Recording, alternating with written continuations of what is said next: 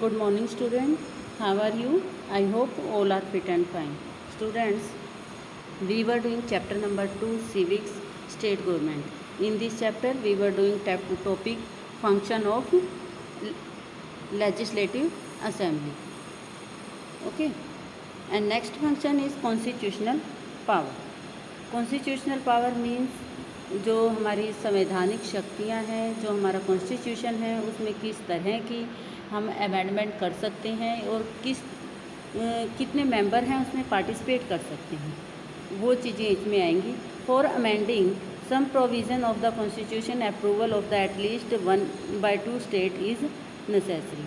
तो यहाँ पे कॉन्स्टिट्यूशनल पावर में क्या रहेगा कि अगर कॉन्स्टिट्यूशन में किसी तरह का अमेंडमेंट करना है, किसी तरह का चेंज करना है, तो उसमें से 1/2 स्टेट्स की अप्रूवल लेना नेसेसरी है. ठीक है, यानी कि आधे से ज़्यादा स्टेट अगर अप्रूवल देंगे तभी कुछ अमेंडमेंट ऐसे हैं उनमें चेंज हो पाएगा जब स्टेट अप्रूवल देंगे. ठीक है, इस तरह से लेजिस्लेटिव असेंबली के पास भी कॉन्स्टिट्यूशन में चेंज करने की पावर रहती है. Thus the legislative assembly along with the legislative council take part in the amendment process of the constitution. तो इसी तरह से जो हमारी कॉन्स्टिट्यूशनल असेंबली, जो हमारी लेजिस्लेटिव असेंबली है और लेजिस्लेटिव काउंसिल है, दोनों मिलकर इस प्रोसेस में पार्टिसिपेट करते हैं.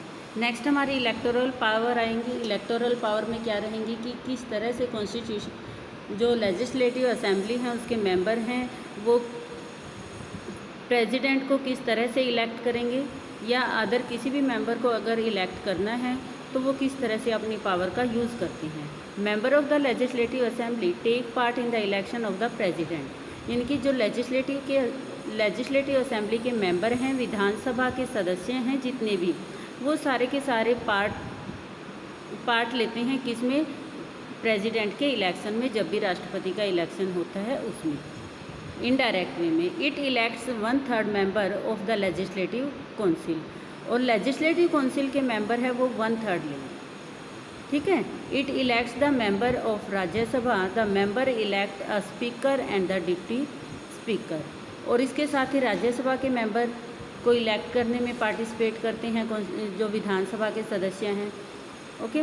और इसके अलावा जो भी स्पीकर हैं, स्पीकर के इलेक्शन में भी पार्टिसिपेट करते हैं. स्पीकर के साथ ही डिप्टी स्पीकर को भी अगर इलेक्ट करना है तो उसमें भी लेजिस्लेटिव असेंबली के मेंबर्स हैं वो पार्टिसिपेट करते हैं.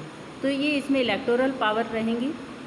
नेक्स्ट हमारी आती हैं कि लेजिस्लेटिव काउंसिल. ये हमारे सारे के सारे फंक्शन हो गए हैं लेजिस्लेटिव असेंबली के, यानी कि विधानसभा के फंक्शन हमने किए हैं. अब लेजिस्लेटिव काउंसिल आती है, विधान परिषद जिसको बोला जाता है.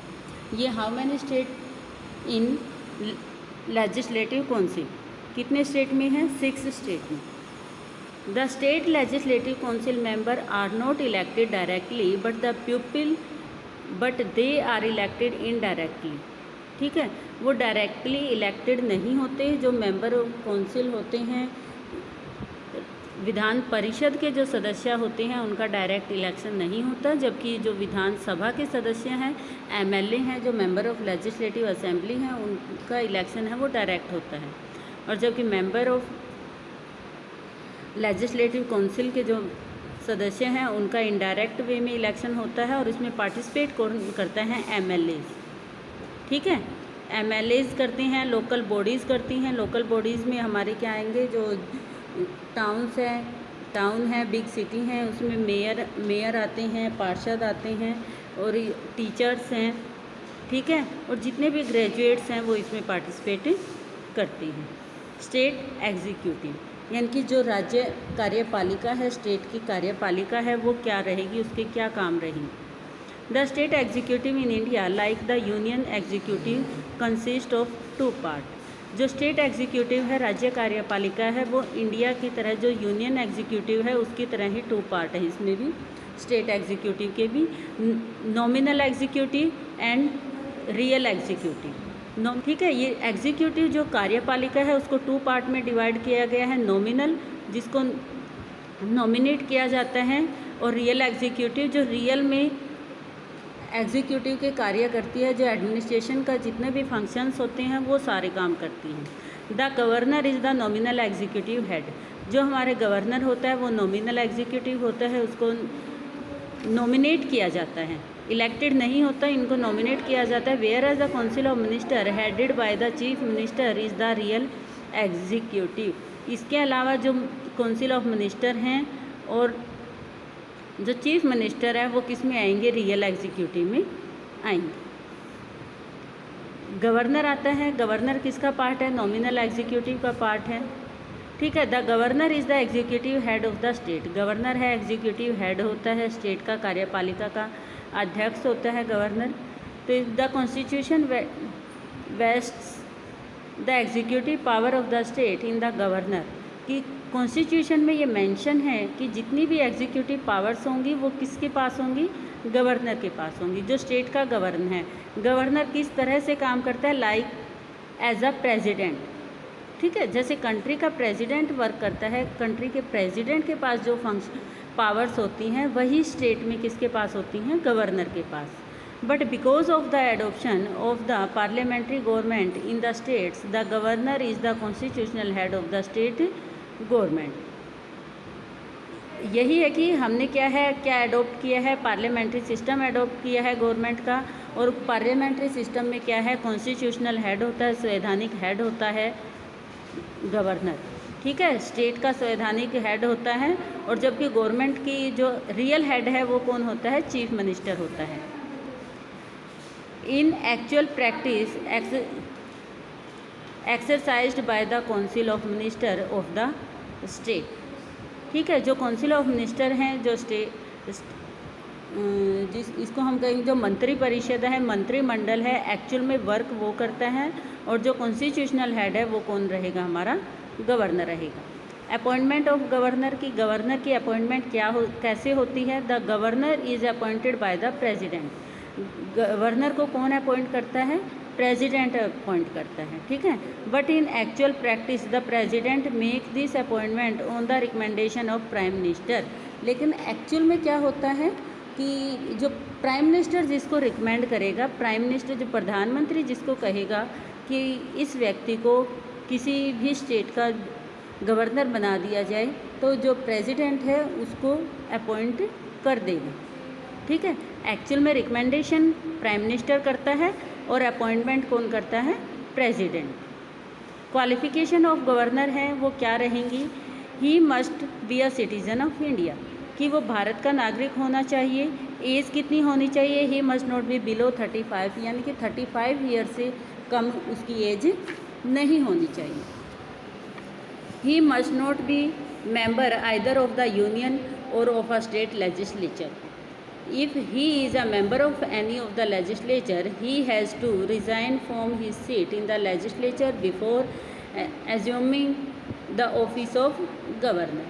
तो इसमें क्या है, वो किसी भी गवर्नमेंट पोस्ट पे नहीं होना चाहिए। इसके अलावा वो स्टेट लेजिस्लेचर का कोई भी पार्ट नहीं होना चाहिए, ठीक है। यानी कि स्टेट विधानसभा जो होती है, विधान परिषद जो होती है, लेजिस्लेटिव काउंसिल और लेजिस्लेटिव असेंबली है, वो उसका मेंबर नहीं होना चाहिए।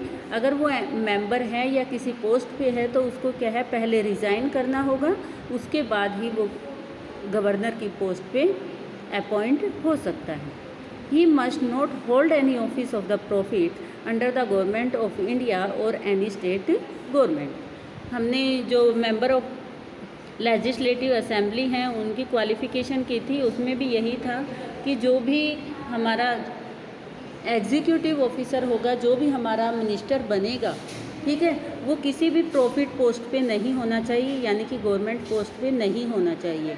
अगर कोई भी गवर्नमेंट एम्प्लॉई है तो पहले उनको उस पोस्ट से रिज़ाइन करना होगा, उसके बाद ही वो executive officer as a executive officer appoint हो सकती। टर्म ऑफ ऑफिस, उनकी टर्म क्या रहेंगी, शर्तें क्या है रहेंगी। The governor's term of office is 5 year, यानी कि 10 ईयर इसको हम बोल सकते हैं, कार्यकाल बोल सकते हैं कि जो उनका टाइम पीरियड है वो किस टाइम तक चलेगा। जो टाइम पीरियड रहेगा किसी भी गवर्नर का वो क्या है, 5 ईयर का रहेगा। As he hold his office during the pleasure of the president. इसके अलावा क्या है, जो टाइम पीरियड हम इसको बोलेंगे वो क्या रहेगा, प्लेजर ऑफ प्रेसिडेंट। जब तक प्रेसिडेंट चाहेगा, राष्ट्रपति चाहेगा, वो किसी भी स्टेट का गवर्नर बन सकता है। एनी पर्सन, कोई भी व्यक्ति है, प्रेसिडेंट की अप्रूवल के बिना गवर्नर नहीं बन सकता। और जब तक प्रेसिडेंट चाहता है वो तभी तक उस स्टेट का प्रेसिडेंट रह सकता है। ठीक है, ट्रांसफ़र भी हो जाती हैं उनकी। ठीक है, however the president acts on advice of the prime minister. और अगर प्रेसिडेंट किसी तरह का कोई भी एक्शन लेता है वो किसकी रिकमेंडेशन पर लेता है? प्राइम मिनिस्टर की रिकमेंडेशन पर ही लेता है और उनकी सलाह से ही लेता है। एडवाइस ऑफ प्राइम मिनिस्टर, प्रधानमंत्री की सलाह से ही लेता है। His appointment and removal of political decision based mostly on the political consideration। वो जितने भी, अगर किसी भी गवर्नर को वहाँ से रिमूव करना है, हटाना है, अपॉइंटमेंट करनी है, ठीक है, अदर जितने भी पॉलिटिकल डिसीजन लेने होते हैं वो क्या है? पॉलिटिकल यानी कि राजनीति से संबंधित ही होते हैं। ठीक है, इसमें जो भी हमारी पावर्स रहेंगी, जैसे चीफ मिनिस्टर हो गए, प्राइम मिनिस्टर होंगे, उनसे कंसर्न करके ही इस तरह के डिसीजन लिए जाते हैं। नेक्स्ट हमारी आती है power of function of the governor. I think this is sufficient. Power of governor we will do in next video. Thank you.